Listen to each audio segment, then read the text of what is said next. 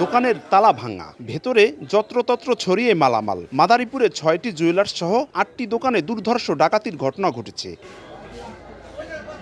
ভুক্তভোগীরা জানায়, প্রতিদিনের মতো শুক্রবার রাতে সদর উপজেলার হাউসদি বাজারে দোকান বন্ধ করে বাড়ি চলে যান স্বর্ণ ব্যবসায়ীরা। শনিবার ভোরে একদল মুখোশধারী ডাকাত ৬টি জুয়েলার্স সহ ৮টি দোকানে লুটপাট চালায়। এ সময় দুটি দোকানের সিন্ধুকও নিয়ে যায় তারা। বিষয়টি টের পেয়ে পাশের দোকানে থাকা এক রাজমিস্ত্রি এগিয়ে গেলে তার হাত পা বেঁধে পিটিয়ে আহত করা হয়। এ ঘটনায় কয়েক কোটি টাকার ক্ষতি হয়েছে বলে দাবি ব্যবসায়ীদের। আমার এক বন্ধু খবর দিয়েছে যে দোকানে ডাকাতি হয়েছে।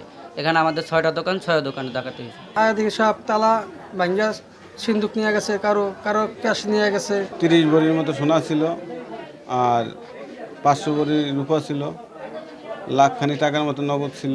খবর পেয়ে ঘটনাস্থল পরিদর্শন করে পুলিশ। সিসিটিভি ফুটেজ বিভিন্ন রকম সংগ্রহ করতেছি। নিজেদের ভিতরে কমিটি নিয়ে দ্বন্দ্বের থাকার কারণে এরা এই পাহারাদারের বেতন ঠিকমতো দেয় নাই।